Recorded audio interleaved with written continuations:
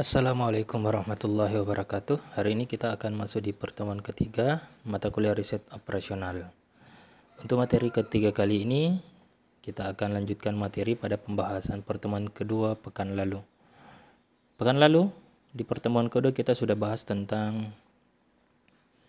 metode grafik untuk kasus maksimum. Saya review sedikit. Nah, sekarang hari ini kita akan bahas metode grafik untuk kasus minimum. Perbedaannya apa antara kasus maksimum dengan kasus minimum? Kalau yang kemarin ini, untuk kasus maksimum ini, kita mengupayakan atau mencari keuntungan semaksimalnya. Memaksimalkan keuntungan. Nah, kalau untuk di kasus minimum, kita mengupayakan di sini atau meminimalisir biaya pengeluaran. Meminimalisir biaya pengeluaran. Kalau untuk kasus maksimum, kita pakai fungsi kendala set max. Kalau untuk di kasus minimum kita pakai istilah set min. Itu ya, perbedaan dasar untuk nilai maksimum untuk kasus maksimum dan kasus minimum. Ya, saya review kembali untuk kasus maksimum dan minimum. Ya, tentunya kita akan memakai istilah fungsi kendala dan fungsi tujuan dan fungsi kendala. Mudah-mudahan masih ingat fungsi tujuan.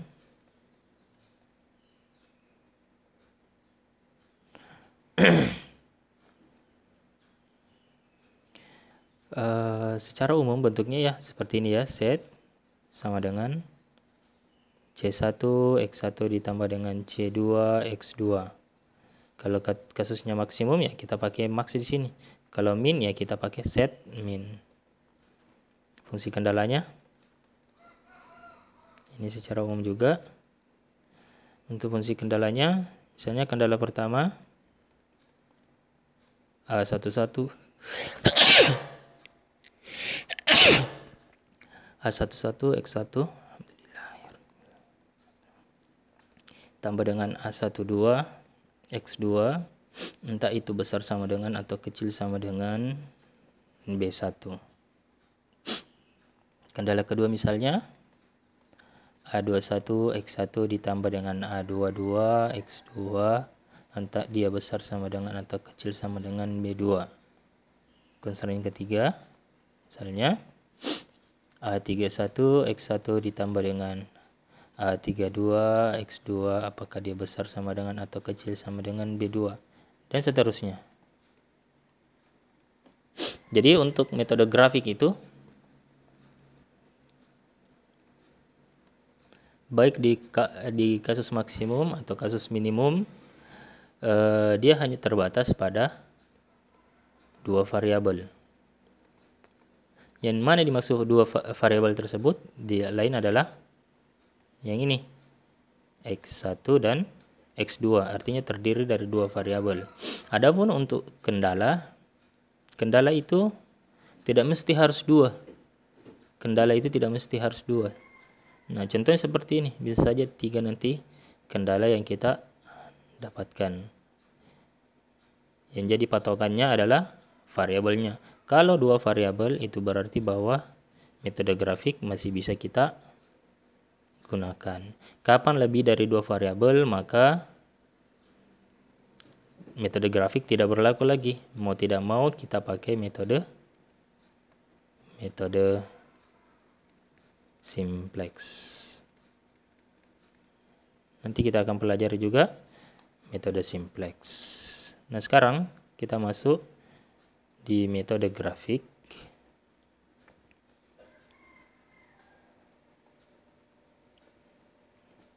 Metode grafik untuk kasus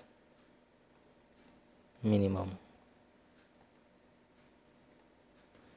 Cara kerjanya hampir sama dengan metode grafik untuk kasus maksimum kemarin. Ya.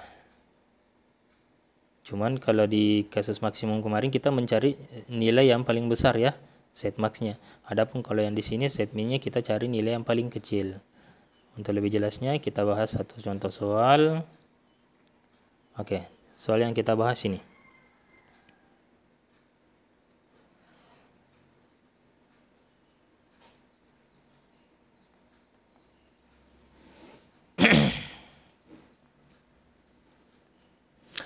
Sebuah toko yang menjual keperluan pertanian menyediakan dua merek pupuk kimia yaitu Super dan Top. Setiap jenis mengandung campuran nitrogen dan fosfat dalam jumlah tertentu.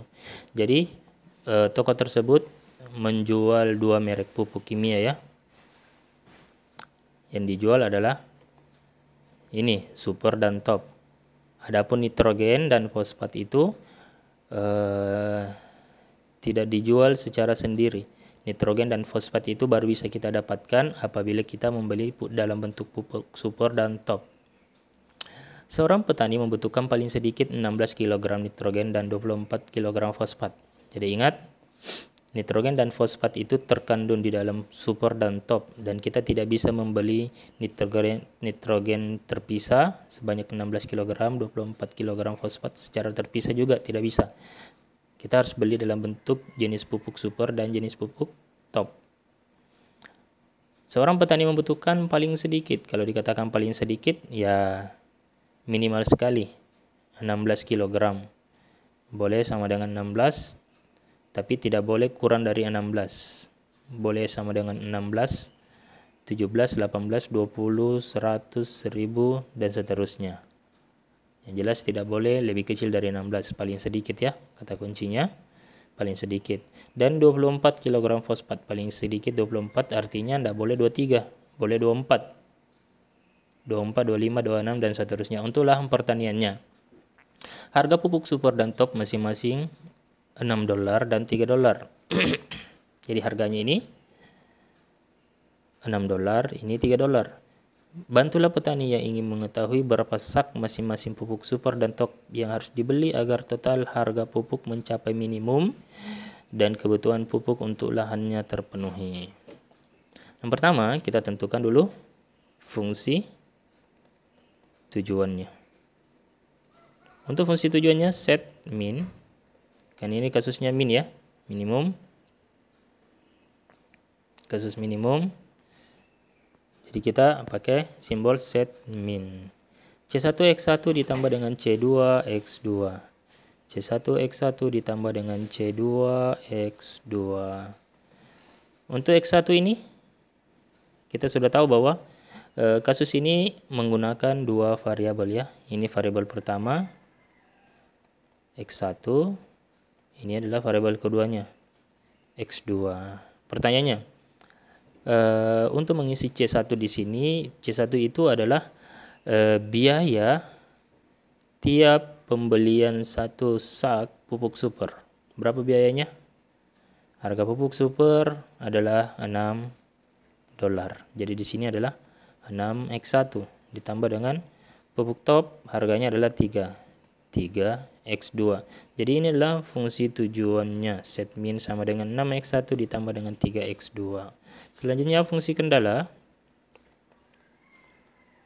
Fungsi kendala, ya kendala dalam bentuk bahan. Ada dua bahan yang digunakan di sini. Yang pertama nitrogen.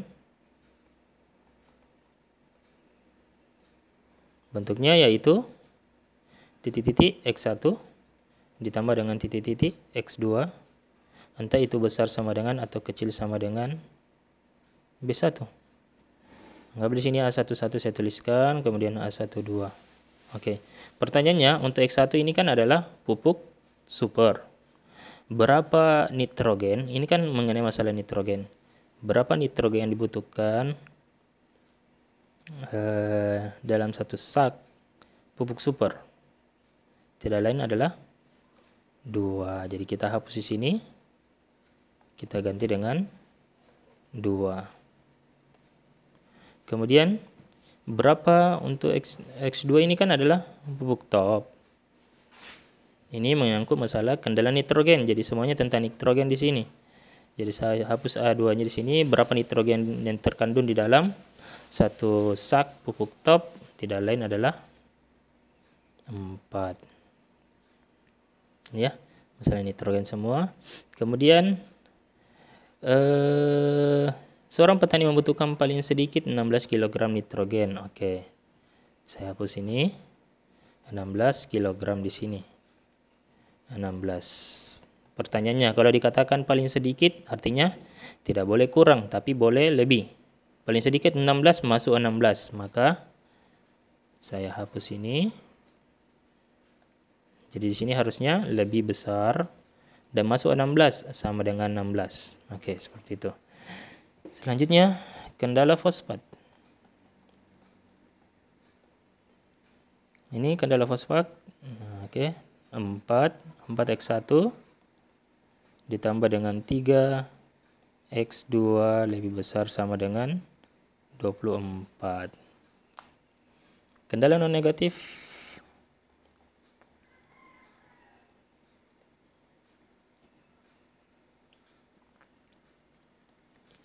Tetap kita tuliskan x1 besar sama dengan 0, x2 besar sama dengan 0.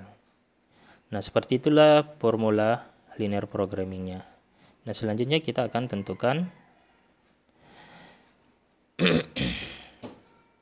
menggunakan metode grafik. Menggunakan metode grafik, langkah awal yang kita lakukan, kita perhatikan fungsi kendalanya. Yang pertama, untuk konstruksi pertama, kita misalkan ini sebagai C1, C2. Untuk konstruksi pertama, C1, 2x1 ditambah dengan 4x2 lebih besar sama dengan 16. Ganti petidaksamaannya menjadi sama dengan, jadinya 2x1 ditambah dengan 4x2 sama dengan 16. Konsepnya sama kemarin, kita misalkan x1 sama dengan 0, maka kita ganti x1-nya di sini dengan 0, maka kita akan peroleh di sini 4x2 sama dengan 16. x2 sama dengan 16 per 4, maka kita peroleh x2 sama dengan 4. Titik yang kita peroleh adalah titik 0,4. Selanjutnya, kalau kita sudah misalkan x1 sama dengan 0, supaya x2-nya tidak cemburu, maka x2-nya harus kita misalkan sama dengan 0 juga. Kalau saya sudah misalkan x2 sama dengan 0, maka kita ganti di sini x2-nya dengan 0. Jadinya 2x1 ditambah dengan 0 ya, tentunya 4 kali 0, 0 sama dengan 16. x1 sama dengan 16 per 2, maka x1 sama dengan 8. Titik yang kita peroleh di sini adalah titik x1-nya, ingat dituliskan terlebih dahulu 8, kemudian diikuti dengan x2 0.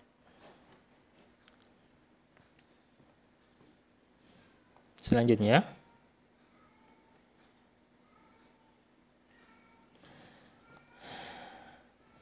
C2, konstruksi kedua. Konstruksi kedua adalah tentang fosfat. Bentuknya adalah 4x1 ditambah dengan 3x2 besar sama dengan 24.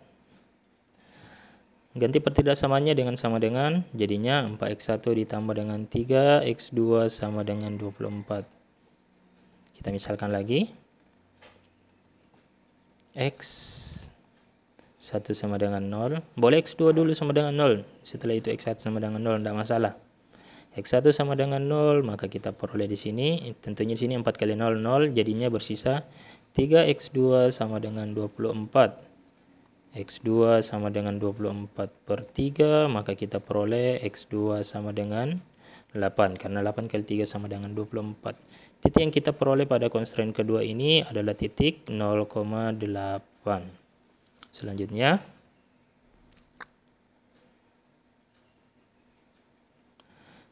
setelah kita misalkan x1 sama dengan 0, supaya x2-nya tidak cemburu, maka x2 kita misalkan sama dengan 0 juga.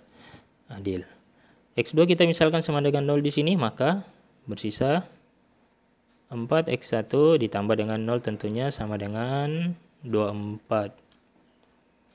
X1 sama dengan 24 per 4, maka kita peroleh X1 sama dengan 6. 6 kali 4, 24. Oke. Jadi titik yang kita peroleh di sini adalah titik X1-nya sebutkan dulu 6, kemudian 0. 6,0. Selanjutnya kita gambar grafiknya.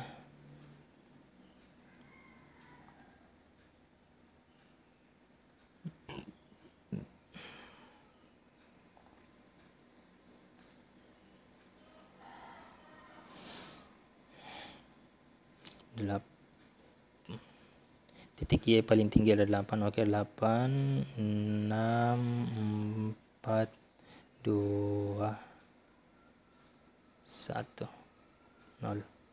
Oke, saya start dari sini. Oke, kemudian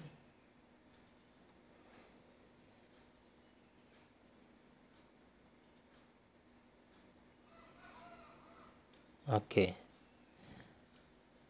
Di sini kita misalkan titiknya adalah 2, kemudian 4, 6, 8.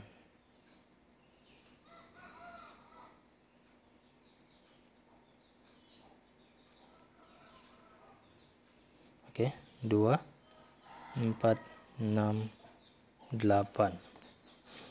Untuk yang berwarna merah, konstran pertama, titik yang pertama kita peroleh adalah titik 0,4, 0 x1-nya, di sini di sini x2, sini x1 ya. Untuk titik pertama 0,4 ini posisinya di sini. Kemudian titik 8,0 di sini. Dua titik ini kita hubungkan dengan garis lurus, maka kita peroleh garis seperti ini. Kurva grafik seperti ini.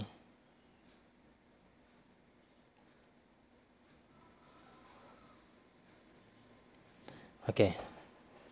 Ini constraint C1. Tidak lain adalah 2x1 ditambah dengan 4x2 sama dengan 16. Kalau masih dalam bentuk garis seperti ini, belum ada arsirannya, ya kita pakai sama dengan. Nanti kalau ada arsirannya kita ubah menjadi pertidaksamanya sini besar sama dengan. Kemudian yang biru, titik pertama 0,8 di sini posisinya, kemudian 6,0 di sini. Dua titik ini kita hubungkan dengan garis lurus.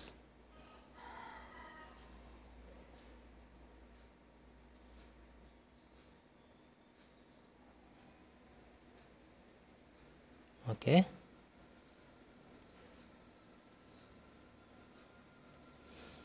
Nah, ini untuk constraint kedua, C2. Tidak lain adalah 4x1 ditambah dengan 3x2 sama dengan 24. Nah, sekarang pertidaksamanya menggunakan besar sama dengan. Semuanya besar sama dengan ya. Kalau hanya garis, ini gambarnya seperti ini sudah cukup, tapi kita menggunakan pertidaksamaan di sini. Untuk yang berwarna merah, menggunakan besar sama dengan. Maka warna merah ini apakah kita arsir ke bawah atau ke atas? Dengan cara kita uji titik. Uji titik, misalnya kita uji 0,0. Uji 0,0. Kalau saya uji 0,0 kasih masuk di sini, maka hasilnya 2 kali 0 ditambah dengan 4 kali 0, apakah besar dari 16? Tentunya ini 0, besar sama dengan 16. Apakah 0 besar dari 16?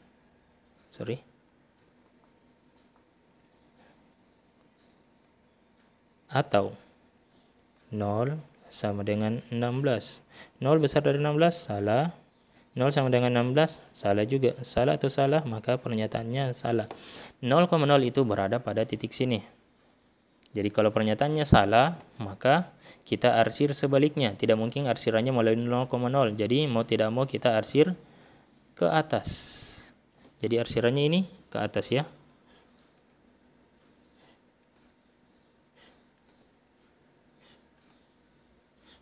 Jadi arsirannya itu pas di garis kemudian ke atas. Karena itu fungsi sama dengannya yang berfungsi ya. Artinya sama dengan artinya pas di garis arsirannya. Nah, konsep ini ya kalian sudah paham juga. Kalian harus pahami kurva itu terdiri dari 4 kuadran. Kuadran pertama, kedua, ketiga, kemudian keempat. Kalau dia berada pada kuadran pertama, kalau menggunakan kecil sama dengan, maka selalunya diarsir ke bawah. Pasti ini kalau di kuadran pertama. Kalau dia besar sama dengan, maka diarsir ke atas. Dengan konsep ini, kita sudah bisa pahami bahwa apapun, kalau dia berada di kuadran pertama, pasti arsirannya itu selalu ke atas kalau besar sama dengan, kecil ke bawah, ya. Arsirannya ke bawah kalau kecil. Dengan cara yang sama, yang biru, kita sudah pasti bisa tebak, pasti arsirannya ke atas. Kenapa? Karena menggunakan pertidaksamaan besar sama dengan juga.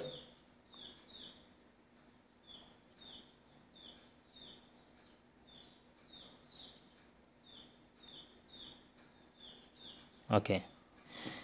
Jadi saya langsung arsir saja tanpa harus saya buktikan lagi.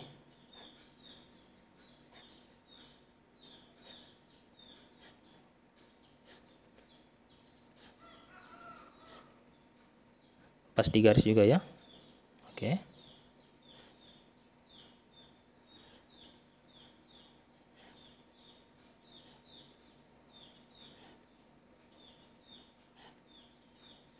Nah, selanjutnya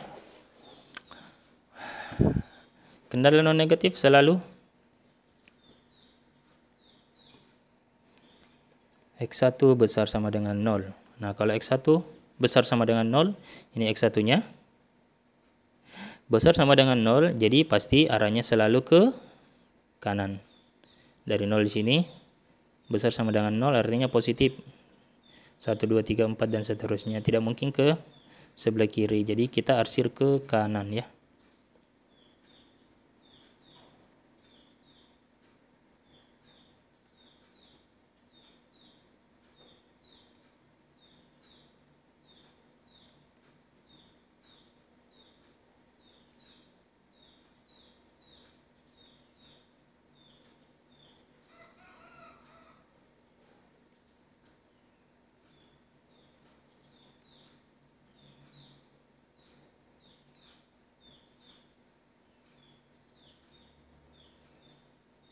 Oke. Kemudian untuk X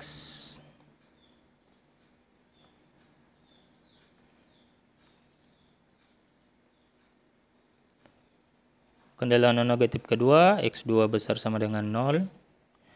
X2-nya ini ke atas, semakin ke atas semakin besar dari 0 ya. Jadi start dari 0, kita arsir ke atas. Jangan arsir ke bawah. Kalau ke bawah kecil. Jadi kita arsirannya ke atas.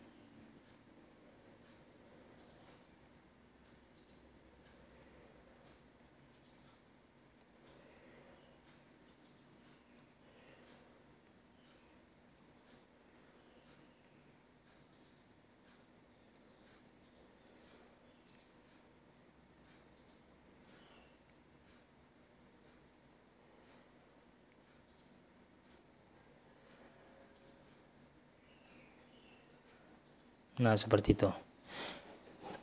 Nah, sekarang kita tentukan daerah-daerah yang terbentuk.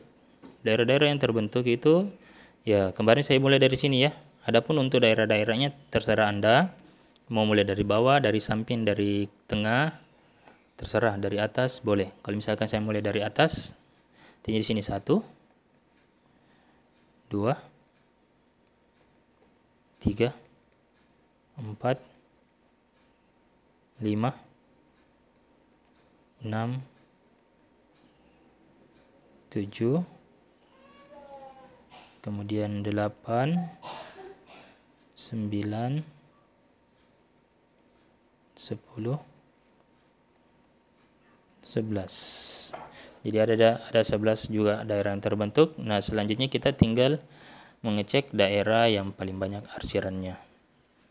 Untuk yang pertama, 1, 2, 3, 4, 5. Untuk daerah pertama diarsir sebanyak 3 arsiran. Yang pertama yang merah 1, pink, kemudian biru. Jadi ada 3 arsiran di sini. Kemudian yang kedua ada 2 ya, merah sama pink. 2 arsiran. Yang ketiga, merah, pink sama hijau. 3 arsiran. Yang keempat, ini merah juga, biru juga, pink, kemudian hijau ada 4. Kemudian 5. Nah, ini 5. Yang pertama adalah pink, oke, biru sama dengan hijau, 3 arsiran. Kemudian berikutnya di sini 6, 7, 8, 9, 10, 11.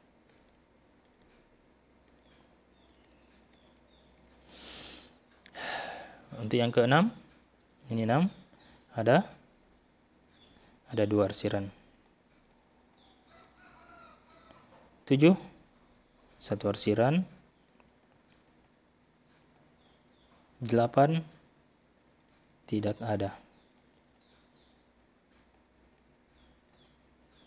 Oke, tidak ada arsiran. 9, ada 1 arsiran warna hijau. 10 ada 2 arsiran.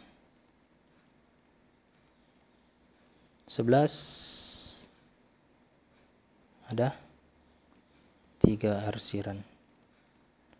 Nah, setelah kita menentukan banyaknya arsiran masing-masing wilayah, masing-masing daerah yang terbentuk, langkah selanjutnya kita menentukan wilayah yang paling banyak arsirannya. Yang paling banyak arsirannya adalah wilayah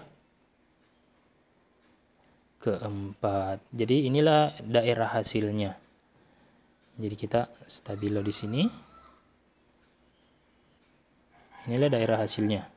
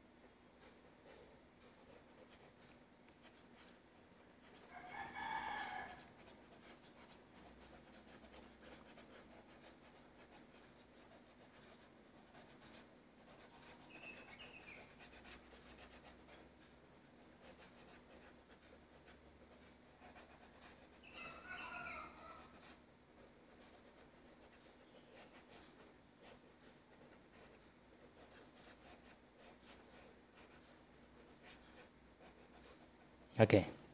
Inilah daerah hasilnya. Nah, langkah selanjutnya, setelah menentukan daerah hasilnya, maka di sekitar daerah hasil itu kita tentukan titik kritisnya. Titik kritis pertama anggaplah misalnya di sini, kemudian kedua di sini, kemudian ketiga di sini. Jadi ada 3 titik kritisnya ya. Kita misalkan sebagai A di sini, B di sini, C di sini. Untuk titik A sudah jelas. Titik A itu tidak lain adalah 0,8. Titik B tidak lain, belum diketahui di sini. Titik C, maka kita sudah paham di sini titik C adalah 8,0. Nah, untuk menentukan titik B, perhatikan. Titik B itu terbentuk karena perpotongan antara constraint pertama dengan constraint kedua. Nah, dua constraint ini kita lakukan proses eliminasi. Eliminasi C1 dan C2. C1 pertidaksamaannya ini kita langsung ubah menjadi persamaan 2x1 ditambah dengan 4x2 sama dengan 16. Constraint kedua 4x1 ditambah dengan 3x2 sama dengan 24. Nah, di sini ada juga yang bertanya, kenapa harus dikali sekian-sekian ya? Perhatikan, X1 kalau misalkan kita mau hilangkan X1, maka koefisiennya itu harus kita samakan di sini. Kalau saya mau samakan ini, maka saya kali 2 ini. 2 kali 2, 4. Ini kan sudah sama di sini. Itu yang boleh kita tempuh. Yang kedua, ini. Kalau misalkan saya mau hilangkan X2-nya dulu, maka X1 yang akan saya peroleh. Maka saya akan kali 3 ini, 3 kali 4, 12. Ini saya kali 4 kali 3, 12. Jadi akan hilang itu ya. Akan hilang X2-nya. Terserah yang mana kita mau hilangkan pertama kali. Apakah X1-nya yang kita mau hilangkan atau X2-nya yang kita mau hilangkan terlebih dahulu. Untuk mudahnya ini pasti kita akan hilangkan dulu X1-nya. Kenapa? Karena tinggal kita kali 2 di sini. Di sini kita kali 1. Kalau kali 1 kan tetap ini, tidak akan berubah. Maka akan menjadi 2 kali 2 sama dengan 4x1. Supaya yang lainnya tidak cemburu, harus dikali 2 semua. Harus adil. Kalau di sini kali 2, maka di sini harus kali 2 juga. Di sini juga harus kali 2. Jadinya ditambah dengan 8x2 sama dengan 32. Di bawah semuanya dikali 1, jadi tetap 4x1 ditambah dengan 3x2 sama dengan 24. Sisa kita kurangkan, jangan ditambah. Kalau kurang 4 kurang 4 jadikan 0 di sini. Sisa 8 kurang 3 jadinya 5. X2 sama dengan 32 dikurangi dengan 24 sama dengan 8.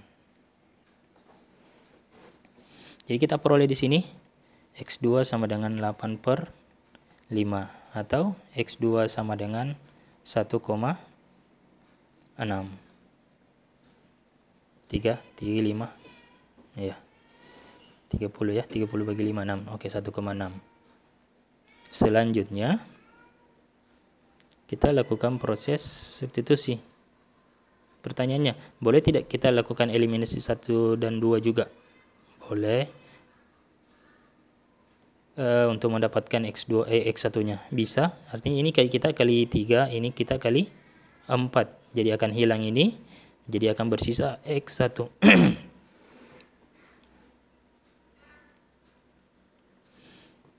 Saya lakukan proses substitusi saya. Substitusi X2 sama dengan 1,6 ke persamaan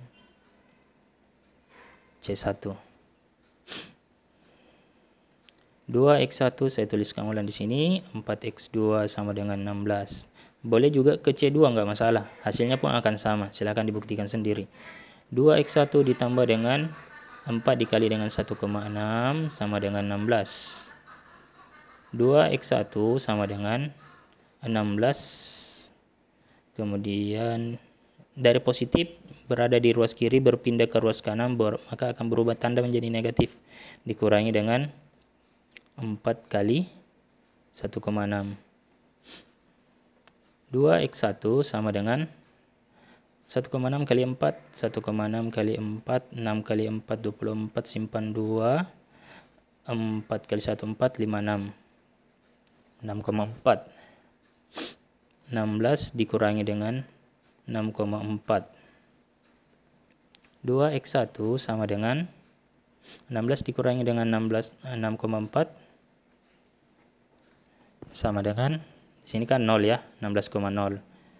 Jadi saya pinjam di sini jadinya 10 kurang 4 jadi 6. Di sini bersisa 5, 15 kurangi 6 sama dengan 9. 15 kurangi 6 sama dengan 9 ya. 9,6. Mudah-mudahan tidak salah perhitungan. Coba kita kalkulator.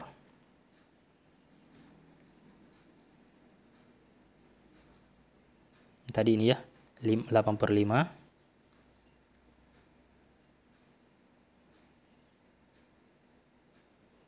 Oke, 1,6.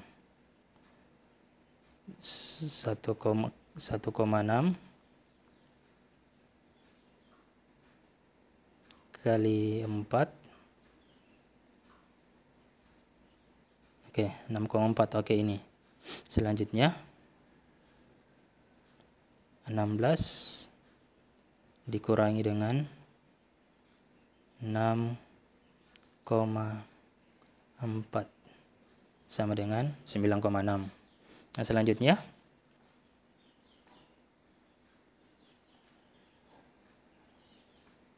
X1 sama dengan 9,6 dibagi dengan 2, maka kita peroleh di sini X1 sama dengan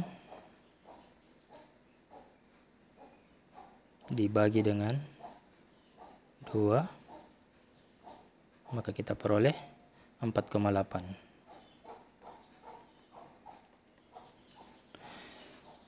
Jadi titik B sebenarnya ya adalah X1-nya adalah 4,8,1,6. Nah, itu. Nah, selanjutnya kita substitusi masuk ke dalam fungsi tujuannya. Fungsi tujuannya tadi yang kita peroleh adalah 6x1 tambah 3x2. Set min 6x1 tambah 3x2.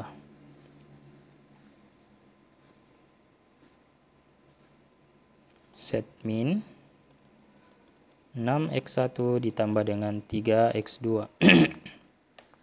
Untuk titik A, titiknya adalah 0,8.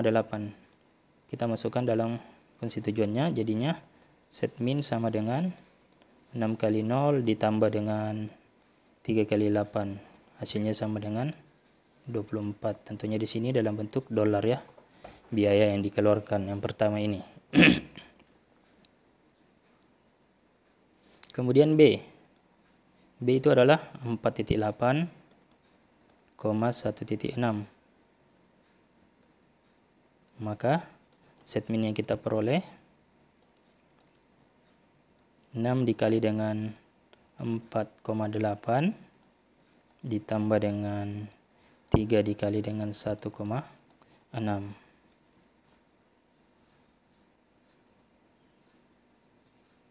4,8 dikali dengan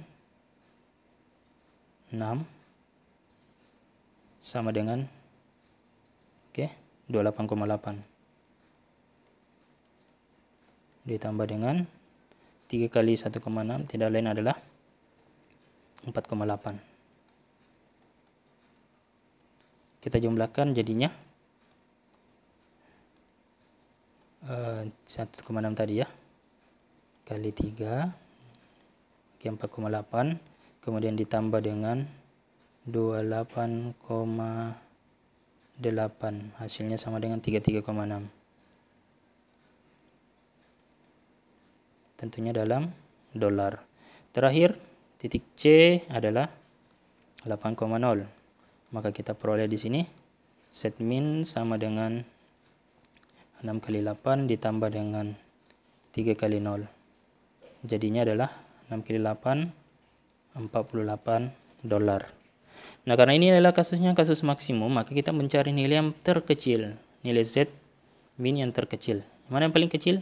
Antara 48, 33,6 dengan 24. Yang paling kecil adalah 24 dolar. Oleh karena itu, inilah kesimpulan yang akan kita berikan kepada petani tersebut.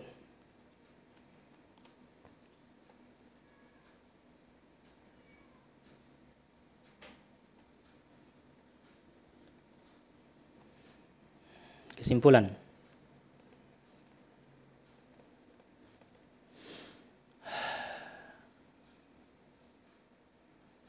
Untuk meminimumkan biaya pengeluaran petani, maka cukup membeli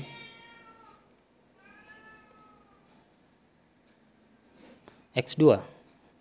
Ya, anggap ini X1, ini X2 yang ditawarkan. X2 apa tadi, pupuk super atau top? Top ya, X2 top. Cukup membeli pupuk top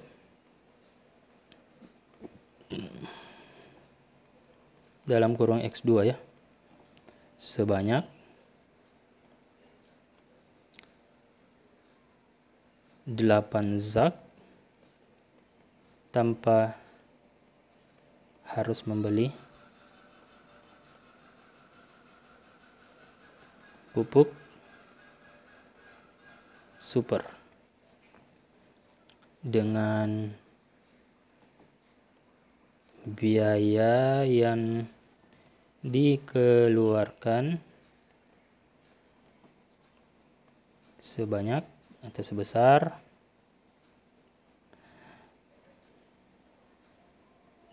$24.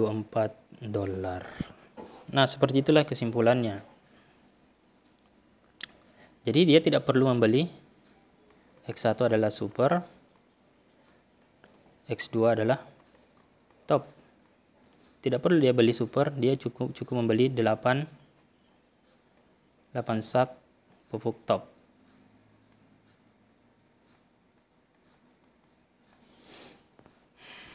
Nah, semuanya ini memenuhi sebenarnya ya. Semuanya memenuhi ya. Mau beli ini 4,8 zak untuk pupuk super dan 1,6 pupuk top memenuhi juga, cuman biaya yang dikeluarkan mahal. Kalau ini kita beli pupuk super 8 sak tanpa membeli pupuk top bisa juga memenuhi, cuman dia harus mengeluarkan biaya lebih mahal lagi. Nah, kalau kita kan disuruh untuk memberikan solusi kepada petani supaya dia bisa meminimalkan biaya pengeluarannya, maka kita pilih yang paling kecil biaya pengeluarannya, tapi tetap memenuhi kebutuhan dari petani tersebut. 8 sak ya, 8 sak pupuk top. Kalau dia beli 8 sak pupuk top, 8 ya, tanpa ada di sini dia beli, maka coba perhatikan, kebutuhan nitrogennya pasti terpenuhi. 8 kali 4, 32. Lebih dari 16 kg nitrogen. 8 kali 3, 24. Pas-pas fosfat yang dia pakai di sini. Kalau tempuh tadi yang C, 8 dia beli super, tidak ada dibeli top, memenuhi juga, cuman lebih mahal, $33 ya. 33 tadi ya. $48 ini. Kalau dia tempuh X1 dia beli, tidak ada X2-nya dia beli, maka dia harus keluarkan uang sebanyak $48. $1 yang mungkin 15.000 sekarang. Kali ini. Nah, kalau dia tempuh ini, maka dia memenuhi juga 8 kali 2, 16. Oke. Sudah minimal sekali 16. Tapi di sini 8 kali 4, 32. Oke, lebih dari cukup. Tapi dia harus keluarkan tadi sebanyak 48 ya. $48. Kalau di sini hanya mengeluarkan $24. Oke. Mudah-mudahan bisa dipahami. Cukup sampai di sini saja. Sekian dari saya. Assalamualaikum warahmatullahi wabarakatuh.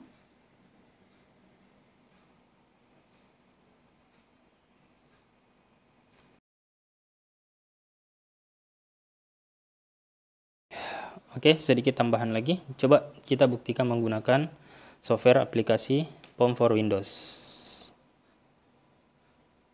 Kita masuk di Form for Windows ini.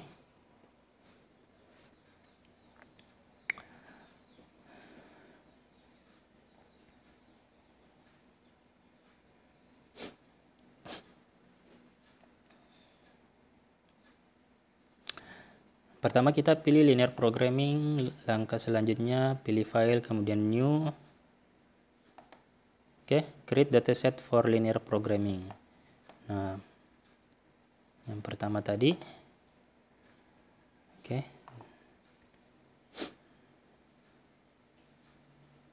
Ini fungsi tujuannya.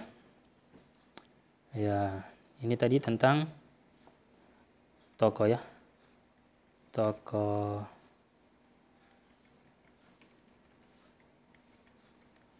pupuk. Oke, ini saja pupuk. Dia membutuhkan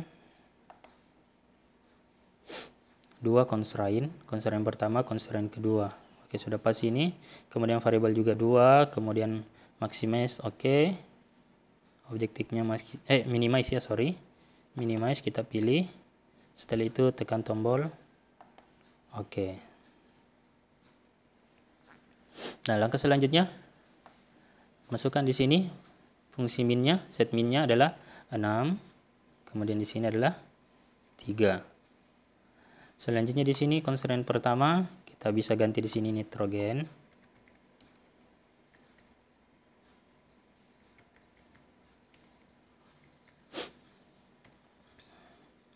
Di sini 2, kemudian 4, 16. Kemudian di sini adalah fosfat. Di sini adalah 4, sini 3. Besar sama dengan 24. Di sini tadi adalah 16. Oke, selesai. Tinggal kita solve. Kita lihat grafiknya langsung. Saya perbesar. Oke, grafiknya seperti ini. Jadi ada 3 titik kritisnya. Titik kritis pertama adalah 8,0. Ya, di sini 8,0. Tadi titik pertama saya misalkan di sini ya. Tidak masalah, masalah posisinya tidak masalah ya. A, B, C atau A, di sini B, di sini C, di sini A, di sini B, di sini C, tidak masalah. Untuk titik pertama 8,0, maka kita harus mengeluarkan uang sebanyak $48. Kita buktikan, betul tidak? Oke, $48. 80. Dia harus keluarkan $48. Kemudian titik kedua 0,8. Pupuk super tidak ada, pupuk top 8 sak. Kita harus keluarkan biaya sebesar $24. Nah, perhatikan dia berwarna biru sendiri, artinya itu adalah solusinya. Ini ya, $24. Yang titik ketiga ini 4,8, 1,6. Biaya yang dikeluarkan adalah $33,6. $33,6. Oke, sama ya. Secara manual, secara aplikasi yang kita gunakan untuk membuktikan ternyata sama. Linear programming resultnya ini. Oke, solusinya ini tidak ada X1 dibeli. Kemudian X2 nya adalah 8 pupuk top. Kemudian biaya yang dikeluarkan $24. Semoga bisa dipahami. Kalau ada yang mau ditanyakan, boleh langsung komen di bawah ya. Cukup sampai di sini saja. Sekian dari saya. Assalamualaikum warahmatullahi wabarakatuh.